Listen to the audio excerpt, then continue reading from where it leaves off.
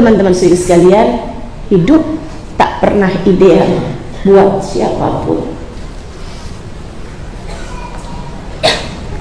Kalau saya ustazah, ujiannya itu dibenci sama orang juga saya nggak terlalu lah, saya juga nggak sebegitu terkenal misalnya gitu. Saya ustazah sakit juga enggak tuh, saya ditinggal orang yang saya cintai juga enggak. Di ujian kamu apa? Miskin mulu ustazah, miskin terus. Saya tuh kan kepengen juga gitu ustazah, kayak orang lain gitu, bisa tahu rasanya naik pesawat terbang gitu kan. Saya pengen gitu ustazah ke orang lain gitu, healing di Bali. Untungnya orang Bali ya, jadi nggak perlu healing di Bali. Teman-teman sekalian yang saya muliakan, kalau kamu merasa seperti itu, saya beritahu padamu, kehidupan yang bahkan lebih darimu dialami, dijalani dengan penuh suka hati oleh bagindamu Nabi besar Muhammad sallallahu alaihi wasallam.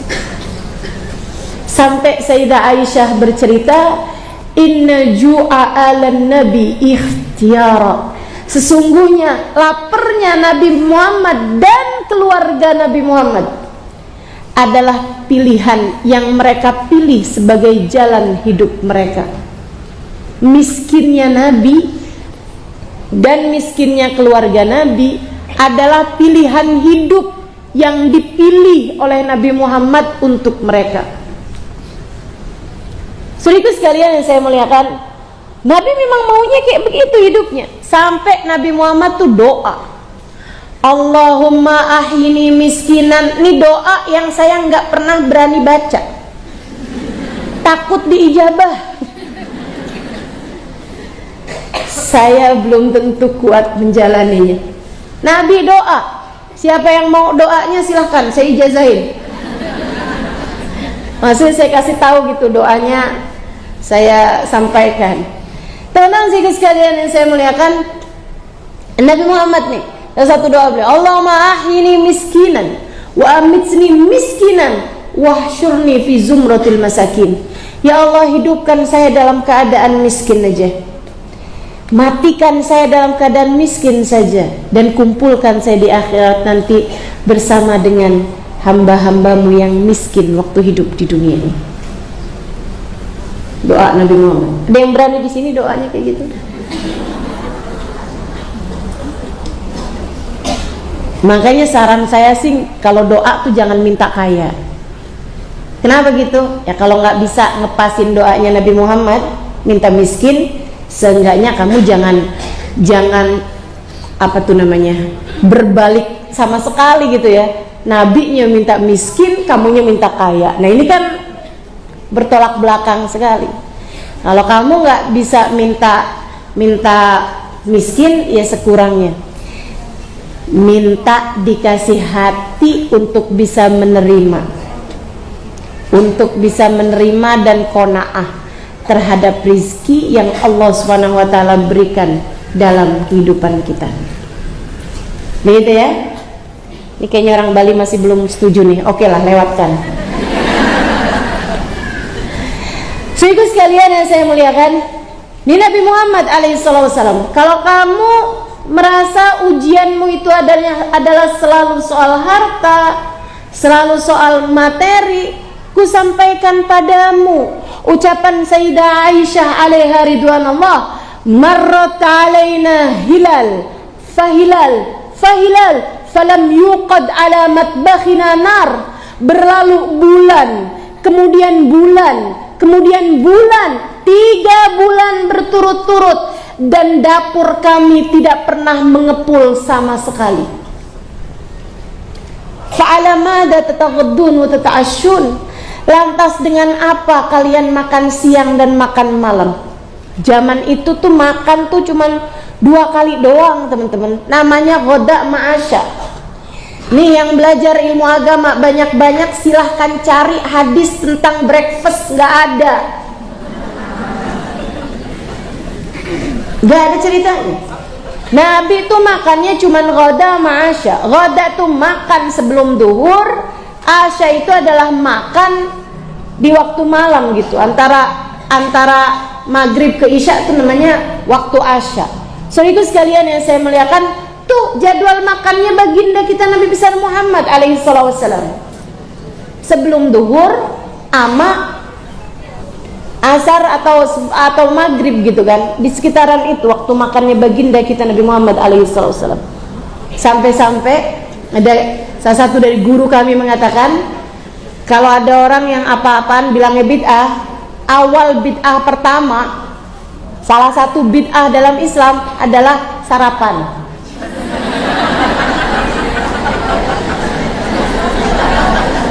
Saya cuma ngomong aja ya, bid'ah itu sarapan loh. Salah, sarapan itu bid'ah loh. Insyaallah. Saudara sekalian yang saya muliakan, Nabi Muhammad alaihissalam, lantas dengan apa kalian makan siang dan makan malam? Katanya tabi'in yang bertanya kepada Sayyidah Aisyah, alal aswadain. Beliau bercerita, kami makan siang dan makan malam dengan kurma dan air putih saja. 3 bulan. 3 bulan. Semiskin-miskinnya dirimu. Saya tahu. Nasi uduk pagi hari sih masih ada sih. Betul? Udah. Jangan sampai kamu kehilangan syukur hanya karena melihat kenikmatan orang lain lebih darimu. Sesedikit apapun yang diberi Allah padamu, sesedikit apapun rezekimu cukup untuk membiayai hidupmu. Tapi sebanyak apapun rezeki yang Allah kasih kepadamu nggak cukup kalau untuk membiayai gaya hidupmu. Jadi kalau hidup kepengen enak, kepengen tenang, jangan kebanyakan gaya. Udah, biasa-biasa aja. Kamu tahu juga bukan Ratu Elizabeth. Biasa aja lah teman-teman sekalian. Gak usah sampai segala pinjol gitu kan. Akhirnya bikin repot nih. Yang seukuran aja sama harta yang kita punya gitu kan, disesuaikan. Jangan juga kamu punya baju banyak-banyak yang dipakai yang robek-robek mulai, jangan. Suaminya bilang, kayak perasaan kamu pakai baju itu robek deh, tuh robeknya gede banget, enak nih, adem yang make, gerah yang lihat.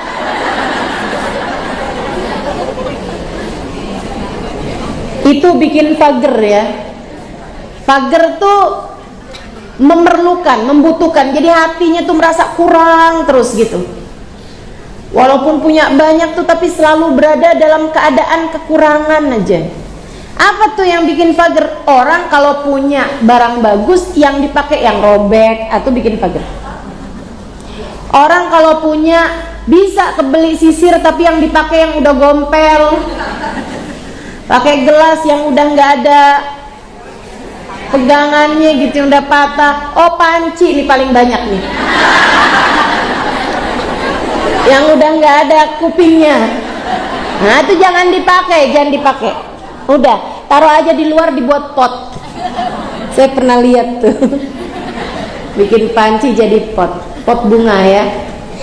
Saudara sekalian yang saya muliakan, jadi kalau kamu bicara tentang kemiskinan, manusia sempurna yang hidup di atas muka bumi ini, namanya baginda Nabi besar Muhammad, hidup lebih miskin darimu, Kak. Hidup lebih miskin darimu, Bu. Hidup lebih miskin darimu, Dek. Sebab dunia ini tidak pernah ideal untuk siapapun. Jadi Nabi kena sakit, iya. Nabi dibenci orang, iya. Nabi ditinggalkan orang-orang yang dicinta, ditinggalkan meninggal oleh orang-orang yang dicinta, iya. Nabi miskin hidupnya, iya. Semua jenis ujian-ujian dalam kehidupan Nabi Muhammad pernah mengalaminya. Sebab dunia tidak akan pernah ideal bagi siapapun juga. Kenapa Ustazah? Kenapa Allah jadikan dunia ini tidak ideal? Sebab kamu hidup di dunia bukan untuk dunia. Kamu diciptakan di dunia untuk berbekal menuju keabadian. Kalau kamu mau cari senang, carinya bukan di dunia, akan tetapi nanti di surga. Nanti di surga. Di akhirat yang ada adalah derita sederita-deritanya atau bahagia sebahagia-bahagianya. Tidak ada percampuran dari keduanya. Dunia inilah tempatnya. Ada bahagia, ada susah juga. Emang kayak begitu sifatnya dunia. Maka kita belajar untuk bisa jadi hamba Allah yang solehah dalam segala keadaan. Teman-teman sekalian, Allah dalam hidup ini ngasih kita susah, ngasih kita sakit, ngasih kita sedih, ngasih kita kecewa, biar kita ingat mas surga, biar kita kepengen mas surga. Kita nih di dunia nih dikasih sama Allah, kesenangannya itu serba nanggung dan ada banyak kesusahannya, biar kita mau berbekal menuju akhirat. Sehingga sekalian saya muliakan, saya kalau lagi sakit, lagi sulit, lagi ada hal-hal yang gak ngenakin saya selalu bilangin sama diri saya tuh kayak begitu gitu. Alimah, waktunya lagi dikasih sakit yang tenang, biar kamu kangen sama surga, biar kamu kepengen sama surga nih. Kamu nih udah terlalu betah di dunia nih, makanya sama Allah dikasih sakit biar inget kita sama surga, biar kita ingat ma akhirat, biar kita ingat mati. Udah dikasih DP-nya mati berupa sakit, berupa sulit, ya nggak apa-apa. Kewajaran menjadi seorang manusia. Poin pertama, kamu nggak boleh nyerah. Kenapa? Karena memang hidup tak pernah ideal buat siapapun. Hidup ini satu paket. Ada senengnya, ada susahnya, ada sehatnya, ada sakitnya, ada yang seneng, ada yang benci, begitu kan? Ada dikaruniai, ada diambil orang-orang yang tercinta di sisi kita. Satu paket. Terimalah hidup dengan seluruh paketnya. Terimalah hidup dengan seluruh paketnya. Insya Allah. Poin pertama. Poin kedua, Ustaz, ada berapa poin nih? Kita lihat aja. Poin kedua, jangan pernah menyerah. Kenapa? Karena hidup ada pengendalinya. Karena hidup ada pengendalinya. Kamu tidak pernah diminta untuk mengendalikan apapun. Maka kenapa menyerah? Kamu tidak diminta untuk melakukan sesuatu di luar batas kemampuanmu kok. Kalau kamu ngerasa, tapi saya nggak sanggup, itu jawabannya siapa suruh? Siapa suruh kamu ngerjainnya gitu? Misalnya gitu ya, tiba-tiba ada anak kita gitu bilang, mama saya nggak sanggup nih ma, ngapain? Saya sikat genteng. Ngapain? Ngapain kamu sikat genteng nak? Kalau ada yang kamu perlu sikat adalah gigimu sendiri. Apa yang genteng kamu sikat? Orang tuh nggak kuat itu karena dia sok-sokan mengendalikan sesuatu yang berada di luar pengendaliannya. Jangan coba-coba lakukan. Ustazah, saya nggak kuat Ustazah. Suami saya naksir janda belakang rumah. Saya nggak kuat Ustazah. Kamu nggak kuat? Kenapa gitu? Kamu berusaha mengendalikan hati suamimu. Nah, jangankan mengendalikan hati suamimu, hatimu sendiri kamu seringkali tidak mampu mengendalikannya. Padahal kamu tidak diminta untuk mengendalikan hati siapapun selain hatimu sendiri. Betapa seringnya rasa hatimu tidak mampu kamu kendalikan, betul? Nah, mengendalikan rasa hati sendiri aja nggak bisa. Gimana kamu mau sok-sokan, mau belagu, mau sombong untuk mengendalikan hati orang lain? Ya nggak kuat lah kamu. Teman-teman saudaraku sekalian yang saya muliakan, jadi ingat-ingat nih, hidup ada pengendalinya. Nggak usah kendalikan apapun, biarkan semuanya mengalir. Teman-teman saudaraku sekalian, biarkan semuanya mengalir. Kamu hanya perlu melaksanakan perintah-perintah yang dia lakukan kepadamu, kemudian tenanglah. Kemudian tenanglah. Kerjain aja perintahnya apa, kemudian tenanglah. Tenang. Kenapa bisa tenang? Dengan kamu berpikir ada yang sudah mengendalikan. Saya sering naik pesawat terbang. Ya iyalah, masa mau ke Bali saya naik andong-andong. Mungkin. Teman-teman saya sekalian, saya sering naik pesawat terbang. Dan saya itu mudah tidur di pesawat terbang. Kayaknya tuh kalau lagi pesawat lagi mau terbang tuh, awal-awal terbang tuh, lagi apa tuh namanya, take off itu ya. Saya ngerasanya kayak lagi di timang-timang gitu, kayak lagi diindung-indung gitu ya, ngantuk banget, tidur gitu saya. Saya liatin yang kayak saya juga nggak sedikit, ada banyak teman saya tuh malah pesawat masih mendarat nih, masih di bawah, udah tidur aja dia. Jadi sekalian, tenang, kita bisa tidur di atas pesawat. Kenapa? Karena kita tahu pesawat ada pilotnya. Saya yakin saya 100%. Kalau misalnya baru terbang gitu dikit, terus tiba-tiba ada pramugarinya yang kasih pengumuman. Maaf, saya mau bertanya kepada penumpang semuanya, adakah di sini yang bisa nyetir pesawat? Karena ternyata pilotnya pingsan. Itu saya yakin yang lagi tidur kayak gimana pun bangun pasti nggak tenang.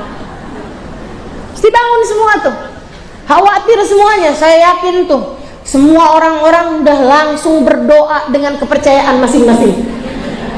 Yang orang Islam yang la ilaha illallah, la ilaha illallah, la ilaha illallah, astagfirullah, astagfirullah, astagfirullah, udah pasti tuh. Allahu Akbar, Allahu Akbar, ya Allah, sambil mikir gitu kan, ya ampun, ini punya salah apa nih sama suami. Anak-anak kalau saya meninggal dunia gimana gitu, kita langsung nggak tenang. Kalau kita tahu bahwa pesawat itu tidak ada pilotnya. Teman-teman saya sekalian, segitunya kita kok naik pesawat bisa tenang, padahal kita nggak kenal sama pilotnya. Ada nggak di sini yang kalau mau naik pesawat kenalan dulu sama pilotnya? Ya yakin. Setakut-takutnya kamu naik pesawat, nggak ada yang kayak begitu. Tunggu dulu ya, saya mau pelajarin dulu, Mbak, ini pesawatnya nih, pilotnya siapa nih yang nyetir? Dia sekolahnya udah sampai apa nih, gitu. Nggak ada kayak begitu. Rekam jejak pilotnya kayak gimana nih? Nggak ada. Teman-teman sekalian, kita begitu tenang naik pesawat, sampai bisa tidur di dalam pesawat, karena kita yakin bahwa ada pilotnya.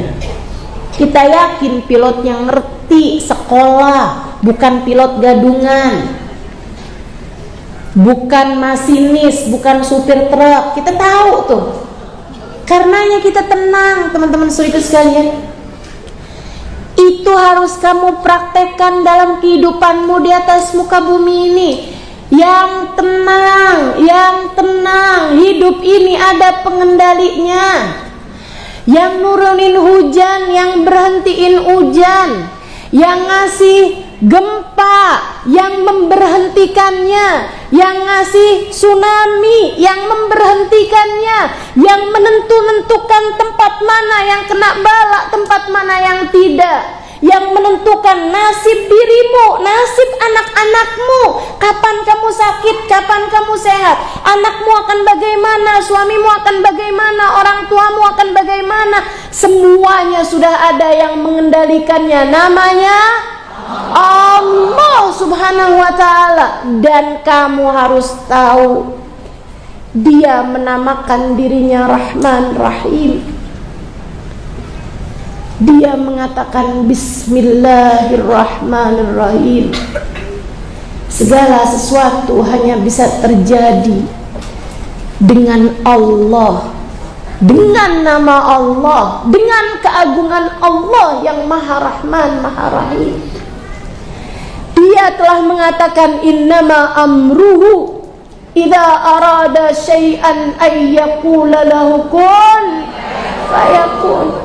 Sungguhnya urusan Dia adalah apabila menghendaki sesuatu terjadi, Dia hanya perlu berkata jadilah, maka jadilah sesuatu tersebut.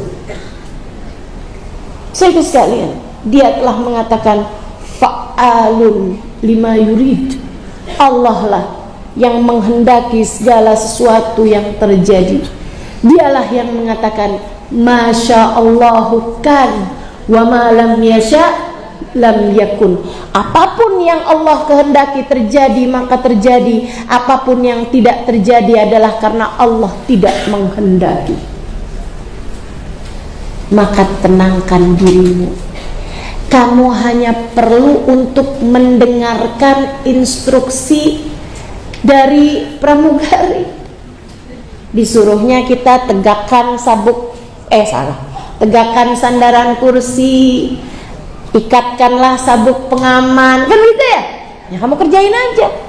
Jadi dalam segala keadaan yang tenang, kerjakan aturan-aturan Allah.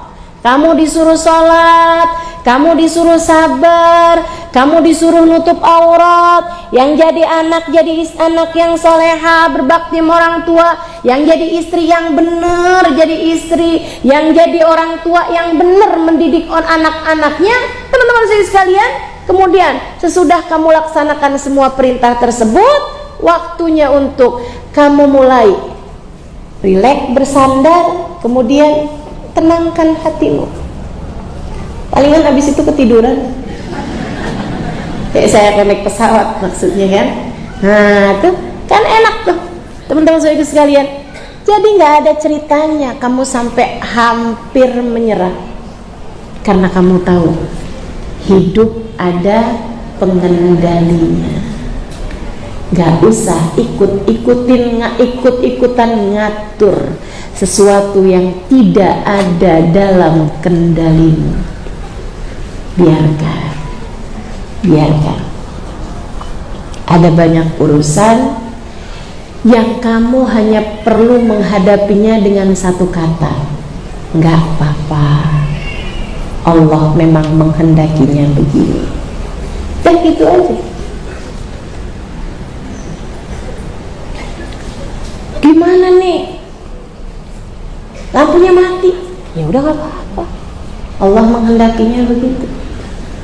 Kan begitu. Apapun aja yang terjadi ya udah. Ingat sekali lagi, hidup memang tidak pernah ideal bagi siapapun. Jangan pernah coba-coba mengendalikan sesuatu yang di luar batas kemampuanmu. Termasuk urusan hati suamimu, termasuk urusan nilai sekolah anak-anakmu. Ayo Bu, saya nggak mau kamu susah, Saya nggak mau kamu sedih. Nilai anak-anakmu bukan jaminan keberhasilan dia di masa depan. Nilai anak-anakmu bahkan bukan jaminan kebahagiaan dia di masa depan. Kamu silahkan memastikan kamu harus bagus nilainya nak. Kalau kamu yakin, kalau kamu bisa memastikan, andai saja dengan nilai bagus tersebut dia bisa panjang umurnya, kan enggak? Betul gak? Emang kalau anak nilainya bagus bakalan panjang umur? Enggak, teman-teman saudaraku sekalian.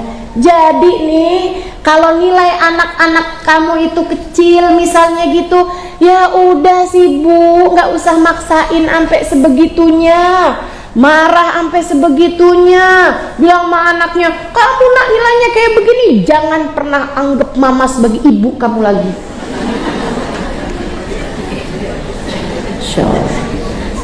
Kamu jangan pernah panggil mama dengan mama lagi. Habis itu pas ketemu sama mamanya dipanggil namanya.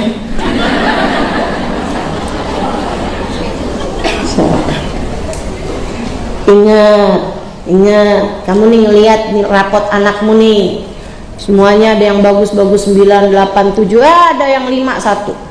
Kamu segitunya marah-marah, nggak inget apa rapot kamu dulu? Gaya aja. Oh, udah biasa aja. Begitu melihat rapot anaknya kan, alhamdulillah nak, bagus rapotnya.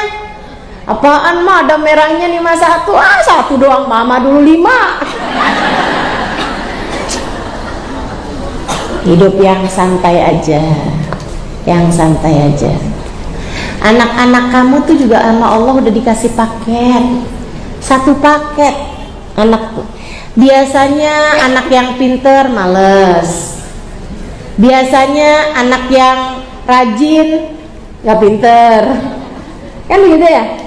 Nah itu udah paket-paketannya tuh. Kita terima anak-anak kita dengan segala paket-paketannya masing-masing. Kamu hanya perlu ngajarin, selebihnya ya udah aja. Anak tuh teman-teman saya sekalian, saya sih ya, jangankan anak saya sendiri, saya memang belum dikasih anak ngomong, tapi jangankan misalnya gitu terhadap anak sendiri gitu ya, sama anak orang aja saya ngeliatnya lucu semua. Guru saya juga gitu tuh. Hubabah tuh satu waktu cerita sama saya, ya Allah 5 anak saya nih yang ini hiburan banget dah. Anaknya masih kecil waktu itu, ada 1 anaknya laki-laki masih kecil. Hiburan banget kata beliau. Saya bilang gimana Hubabah?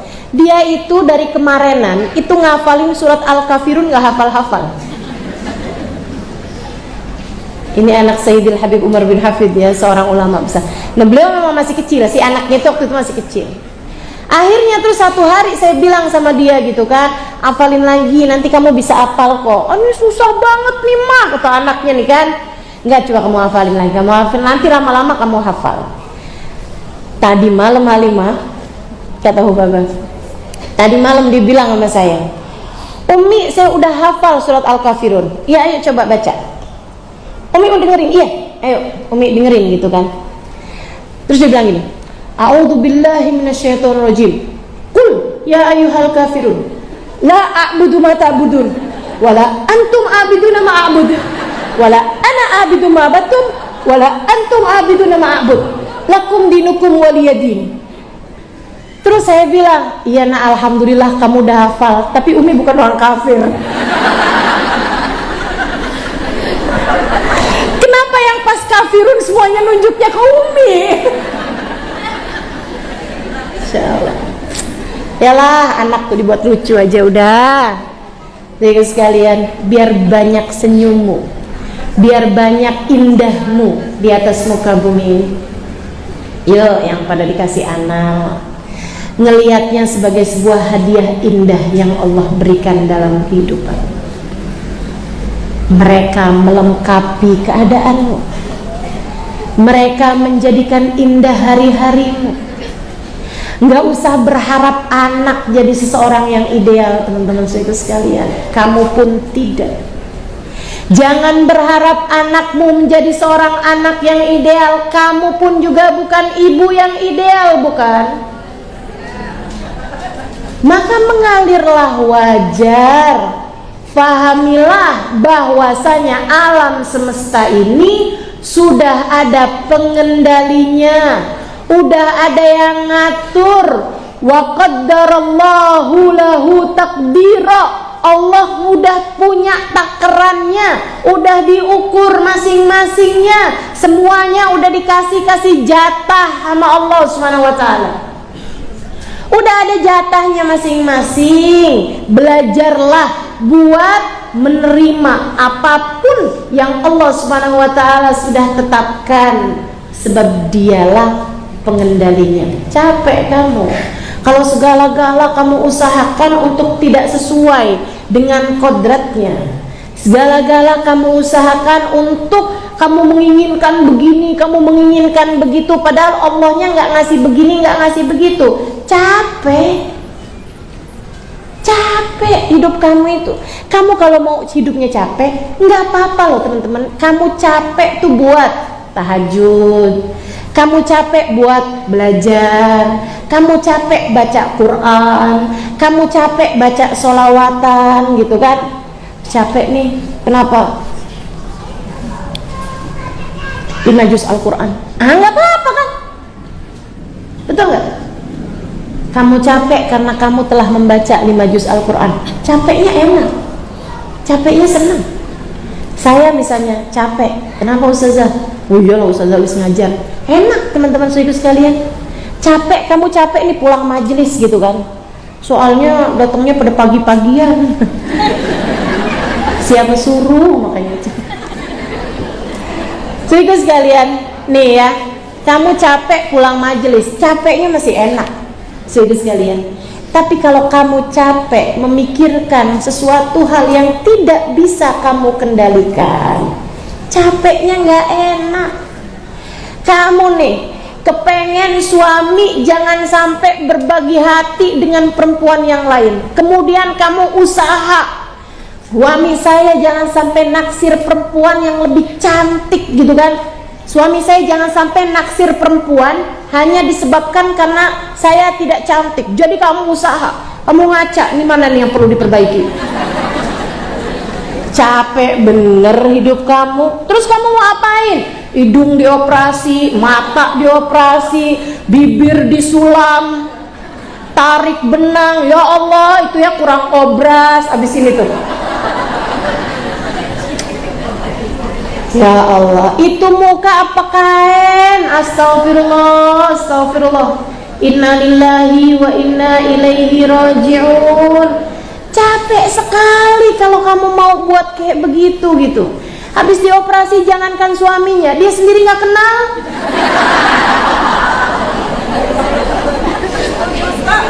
Ya Allah, ya Allah, ya Allah.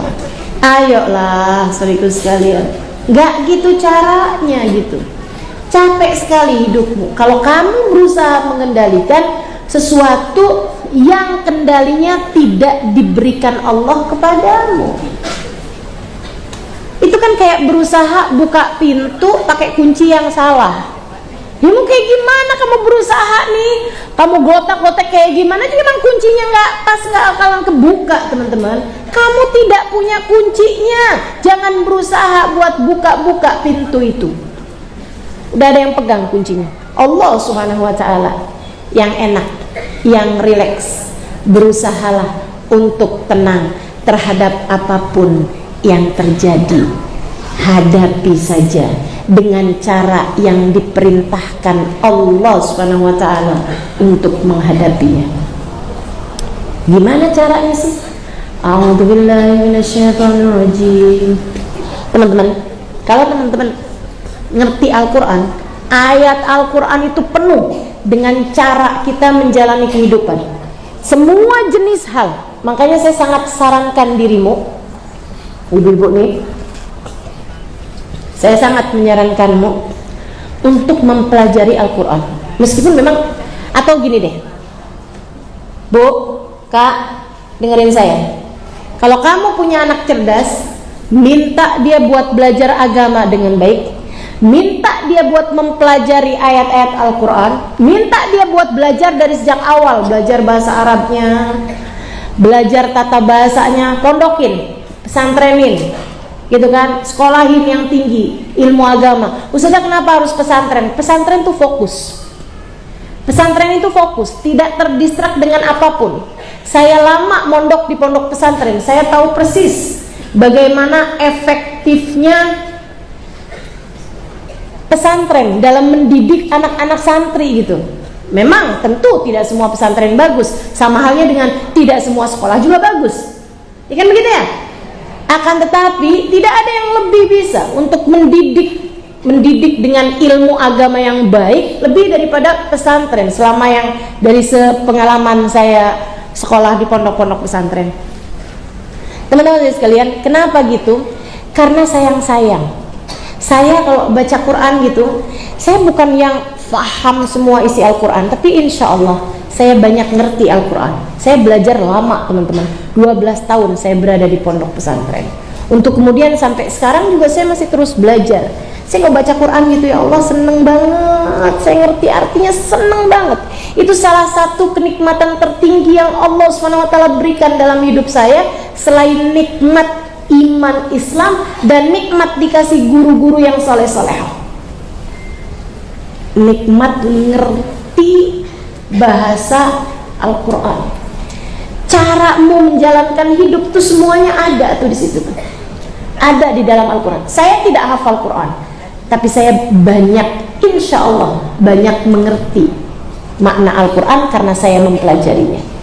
Teman-teman saudara sekalian yang saya muliakan, contoh misalnya gitu ya, gimana caranya nih ngadepin kehidupan, ngadepin kalau lagi dikasih susah apa segala macam, udah ada cara nih. Allah SWT, a'udzubillahi minasyaitonirrajim, walanabluwannakum bisyai'im minal khawfi wal ju' wa naqsin minal amwali wal anfusi wat thamarat fabasyiris sabirin. Itu kata Allah, kalian sebagai umat manusia pasti akan kami uji. Pasti itu pakai lam taukid, pakai nun taukid bertasdid, itu double 3 tuh teman-teman. Taukidnya, taukid itu menguatkan. Jadi artinya nih gini, sesungguhnya pasti benar-benar. Oh, sesungguhnya pasti benar-benar. Benar-benar apa ya Allah? Pasti apa ya Allah? Sesungguhnya kami pasti akan menguji, pasti. Jadi yang namanya hidup memang tidak akan pernah bebas dari ujian. Tapi Allah bilang bisyai, sesuatu yang sedikit. Kami pasti akan menguji, tapi syai, sesuatunya sedikit. Dalam ayat lain Allah tegaskan, la yukallifullahu nafsan, Allah tidak akan memberi ujian di luar batas kemampuanmu. Kalau ada orang gak kuat, bukan karena ujiannya di luar batas kemampuan, tapi dia ngerjain soalnya gak bener. Ujiannya sendiri itu udah pasti sanggup dijawab, sanggup dikerjakan sama semua orang. Akan tetapi ada orang-orang dikasih soal ujian, bukannya dikerjain malah dirobek-robek atau dibakar, ya dikeluarin dari sekolah. Itu loh saudara sekalian. Jadi itu ujiannya sendiri udah pasti, orang semuanya sanggup kerjainnya, orang semuanya sanggup. Saudara yang bunuh diri bukan karena ujiannya kegedean, bukan, tapi karena dia salah dalam menjawab pertanyaan-pertanyaan yang diujikan. Bukan ujiannya yang berat, kamunya yang tidak mengerti cara menjalaninya dengan cara yang tepat. Walanabluwannakum bisyai. Jadi ujiannya tuh syai, sesuatu yang sedikit. Minal khauf, kecemasan, ketakutan, kekhawatiran. Walju, lapar, miskin, tertipu, dicurangi orang, dijahatin orang. Wa naqsin minal amwal, dikurangin hartanya, dikurangin hasil panennya, dikurangin hasil nelayannya, dikurangin keuntungannya, dibuat bangkrut usahanya. Wathamarat, hasil buah-buahannya berkurang, dikurangin jiwanya, meninggal anak, meninggal suami, meninggal orang tua. Ujian-ujian dalam kehidupan. Fabasyiris, berikanlah kabar gembira buat hamba-hamba yang mampu bersabar. Siapa dia ya Allah? Yang sabar tuh yang kayak gimana ya Allah? Alladzina idza asabathum musibah qalu inna lillahi wa inna ilaihi raji'un. Ulaika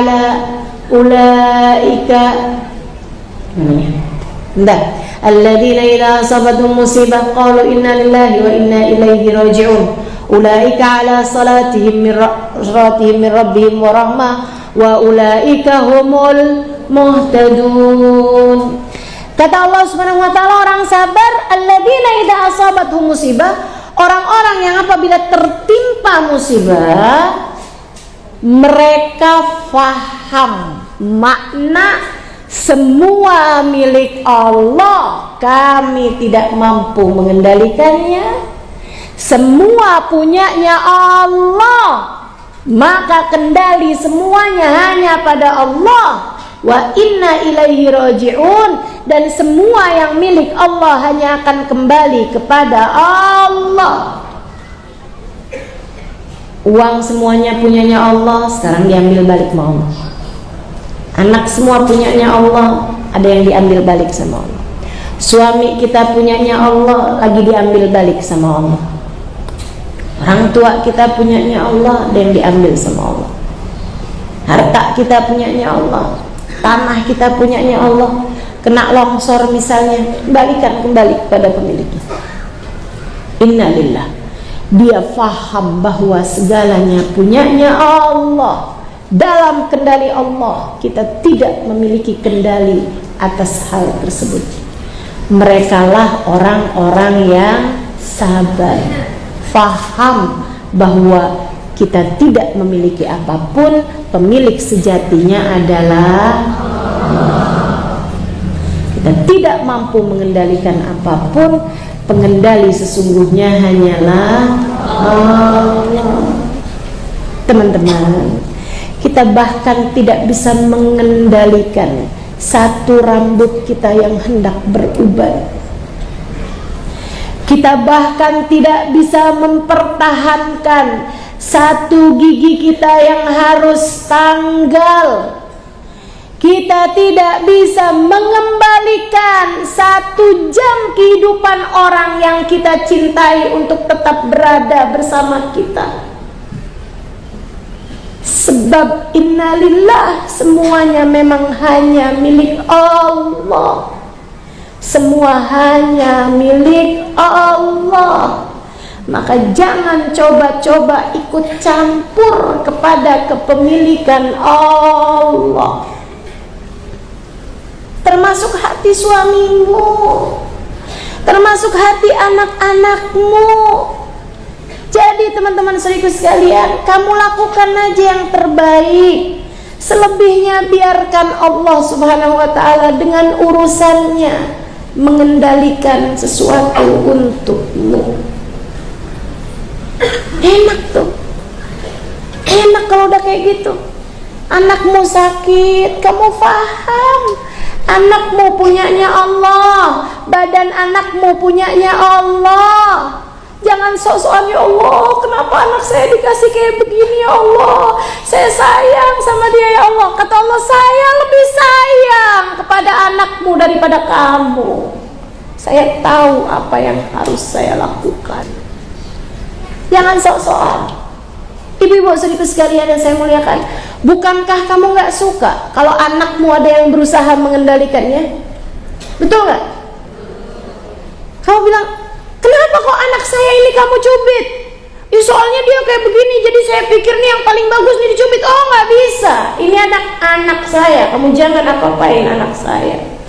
Ibu-ibu saudaraku sekalian, anakmu miliknya Allah.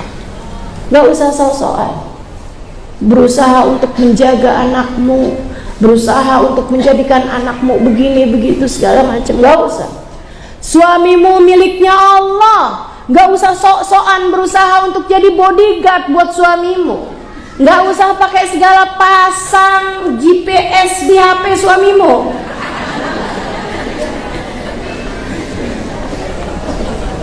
Capek bener kalau kamu pengen mengendalikan hal-hal semacam ini. Jangan. Saya kasih tahu kamu biar kamu enak hidupnya, biar kamu rileks hidupnya. Jalanin aja apa yang Allah perintahkan, kemudian tenangkanlah diri. Semuanya udah ada yang ngatur, jangan ikut-ikut campur. Oke? Semua sudah tertakar, tak akan pernah tertukar. Jelas? Insya Allah. Insya Allah. Teman-teman sekalian, yang ketiga, poin ketiga nih. Poin pertama apa tadi? Jangan sampai saya masuk poin ketiga, poin pertama kedua lupa. Poin pertama, hidup tak pernah ideal bagi siapapun. Poin kedua,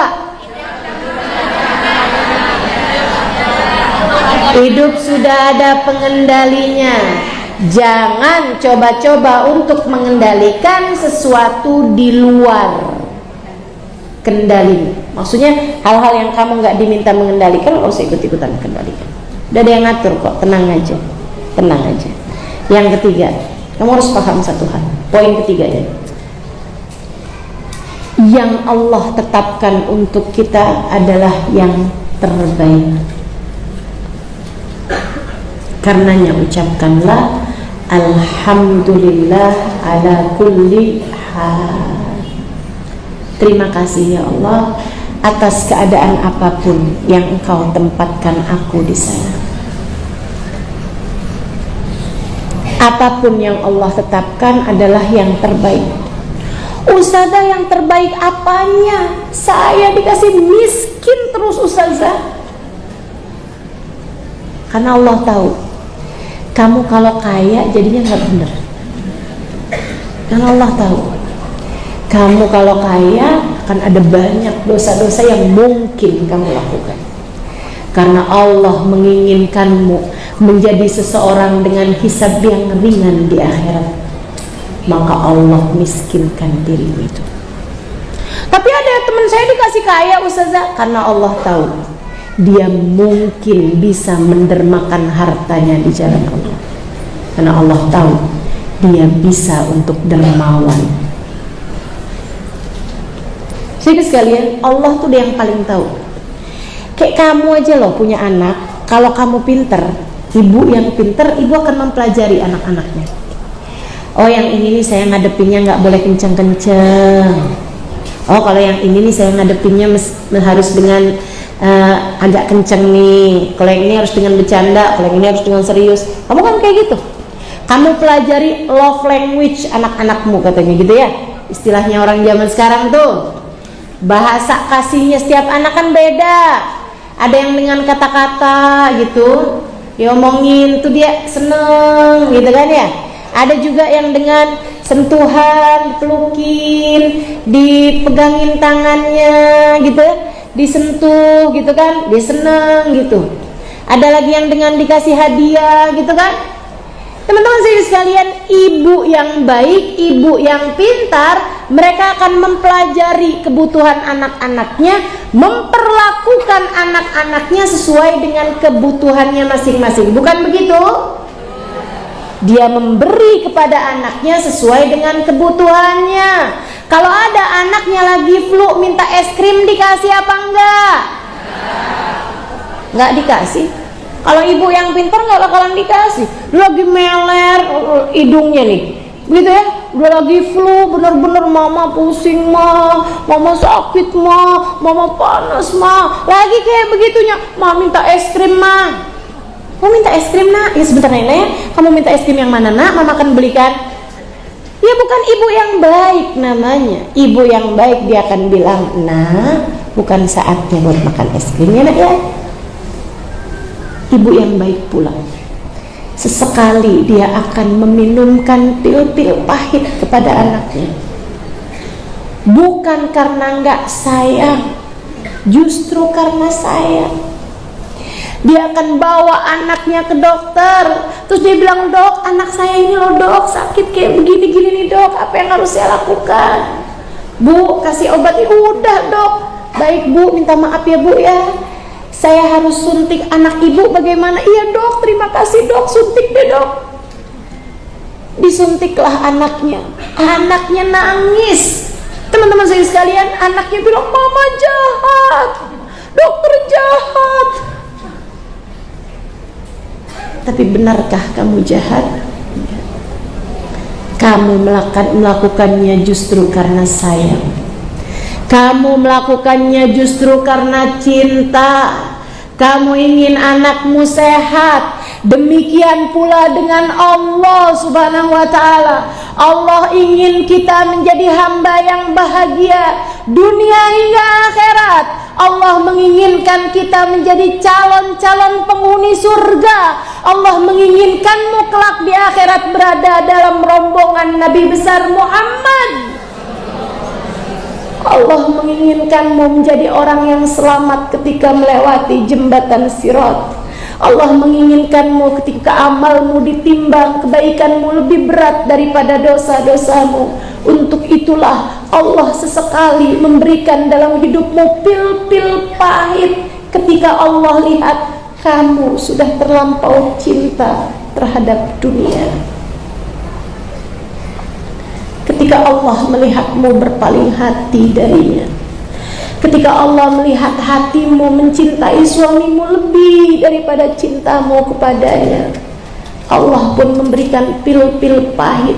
Hatimu dipalingkannya dari suamimu. Hati suamimu berpaling darimu. Pil pahit yang Allah berikan, karena Allah lihat kamu sudah terlampau mencintainya.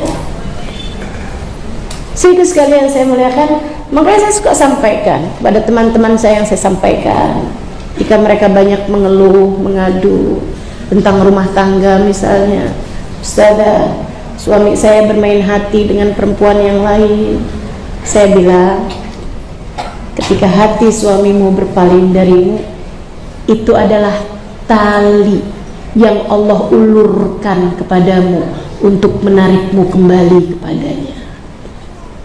Kamu sudah terlampau banyak memberikan porsi suamimu lebih daripada yang semestinya.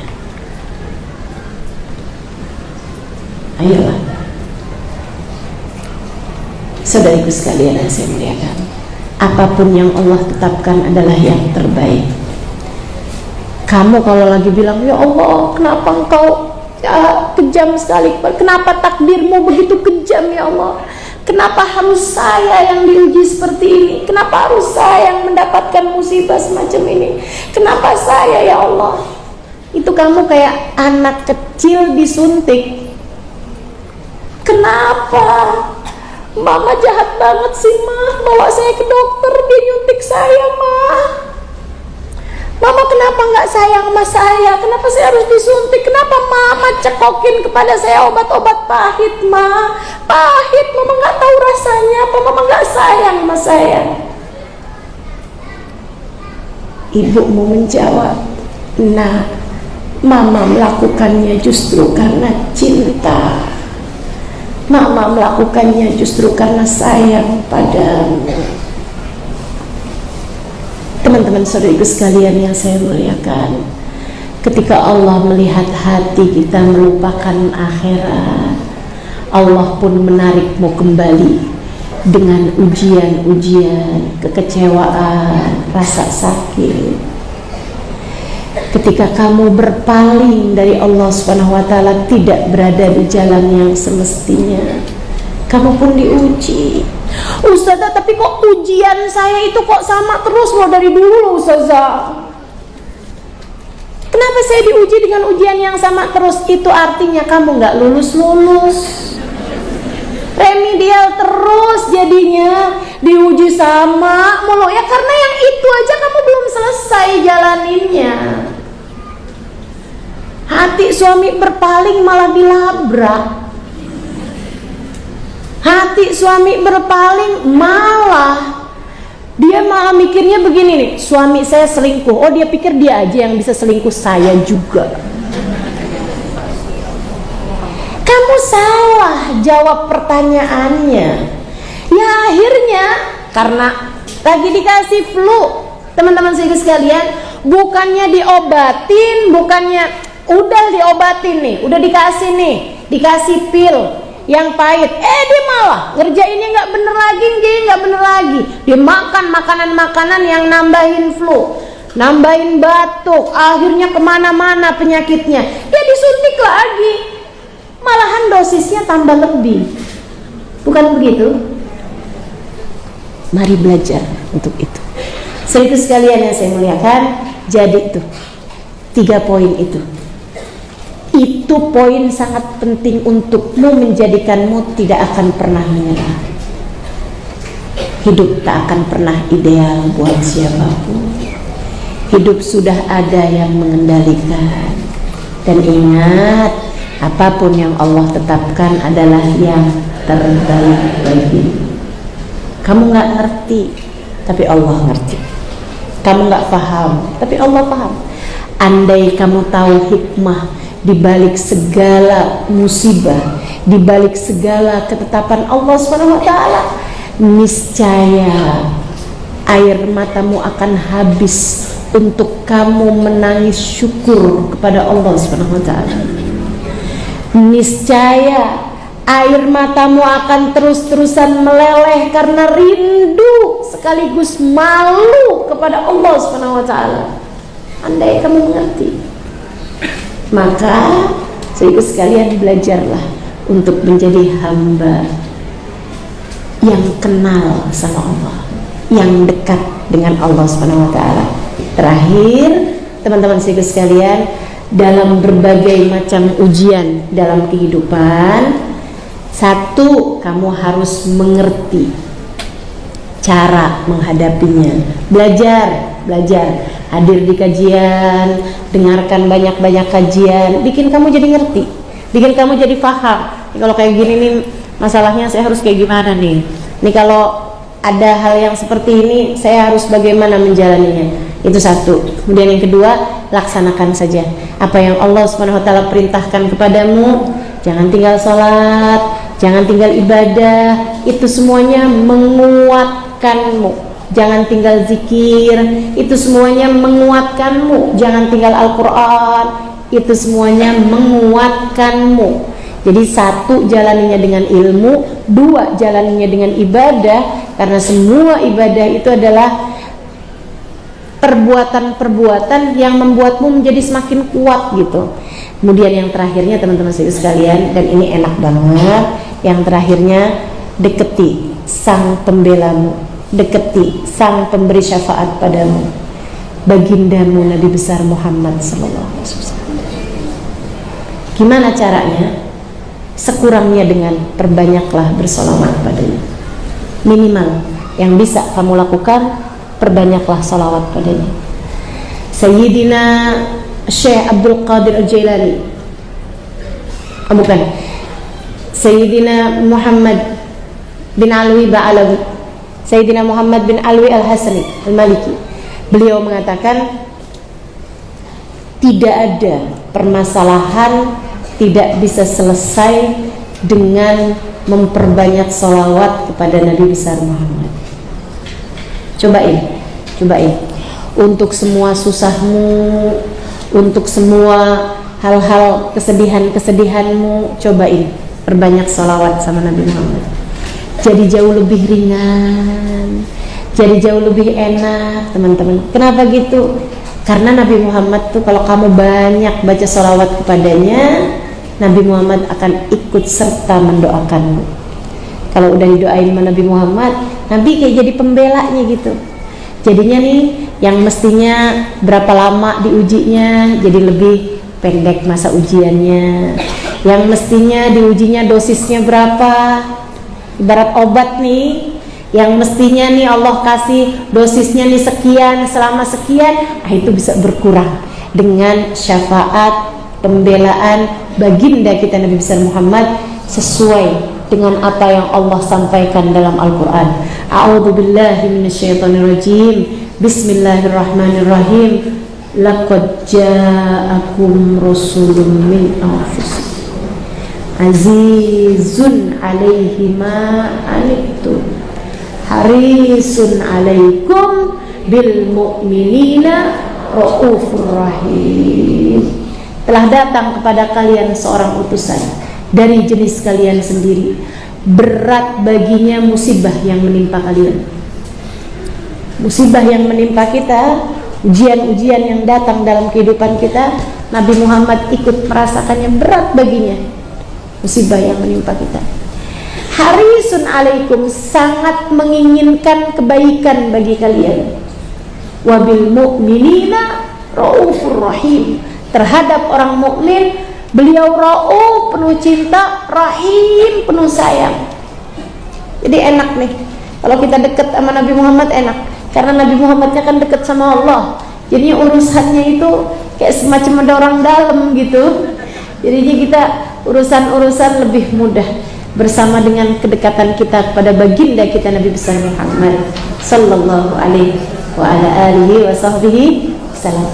Maka jangan pernah menyerah, tetaplah kuat. Bersamamu ada Allah, bersamamu ada Nabi Muhammad sallallahu alaihi wa ala alihi wa sahbihi wasallam. Rabbana zalamna anfusana lanakunanna minal khasirin. Rabbana atina fid dunya hasanah fil akhirati hasanah wa qina adzabannar. Bi fadli subhana rabbika rabbil izzati amma yasifun. Salamun alal mursalin walhamdulillahi rabbil alamin.